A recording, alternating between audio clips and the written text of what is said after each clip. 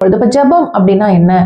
தேவனோடு நாம் உறவாடுகிறதும் தேவன் நம்மோடு உறவாடுகிறதும், அதாவது நாம் தேவனிடத்துல பேசுறதும் தேவன் நம்மிடத்துல பேசுகிறதும் தான் ஜெபம் என்று ஒரு தேவ மனிதர் சொல்லியிருக்கிறார். அப்ப நாம் மட்டுமே நம்முடைய காரியங்களை தேவனிடத்துல சொல்லி கொண்டிருக்கிறோம் அப்படின்னா அதுக்கு பேரு ஜெபம் இல்ல. கர்த்தரும் நம்மிடத்துல பேசக்கூடியதான நிலவரத்துல நம்ம காணப்படணும். நாம் தேவனோடு பேசுகிறது மட்டும் இல்ல, தேவன் நம்மோடு பேசுகிறதை நாம் உணரக்கூடிய நிலவரத்துல காணப்படணும். அப்ப 2 பேரும் பேசுறதுக்கு பேரு தான் ஜெபம். அப்ப நம்ம மட்டுமே பேசிட்டு இருக்கோம், அது ஒன் வே கம்யூனிகேஷனாவே இருக்குது அப்படின்னா அதுக்கு பேரு ஜெபம் இல்லை. அப்ப கர்த்தரோட சமூகத்துல நம்ம உட்கார்ந்து ஜெபிக்கும் பொழுதோ இல்ல எல்லா நேரத்திலும் நாம் தேவனிடத்துல நம்ம அந்த கனெக்ஷன்ல இருக்கும் பொழுது நாம் தேவனிடத்துல பேசுறது மட்டும் இல்ல, தேவன் நம்மோடு பேசுகிறதுக்கு நாம் இடம் கொடுக்கணும்.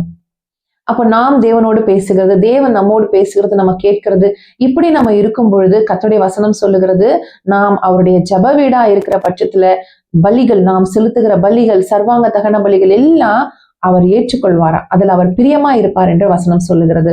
எல்லா பலிகளையும் அவர் ஏற்றுக்கொள்வார், சர்வாங்க தகன பலிகள் எல்லாவற்றையும் அவர் அங்கீகரிப்பார் என்று வசனம் சொல்லுகிறது. அப்போ நாம் நம்மை பலியாக ஒப்பு கொடுக்கும் பொழுது, நாம் அவருடைய ஜெப வீடா இருக்கும் பொழுது, நாம் பண்ணுகிற எல்லா விண்ணப்பங்களையும் கர்த்தர் என்ன பண்ணுவாருன்னா அங்கீகரிப்பார். எல்லாவற்றையும் என்ன பண்ணுவாருன்னா அவர் கேட்பார், கேட்டு அதன்படியே செய்வார்.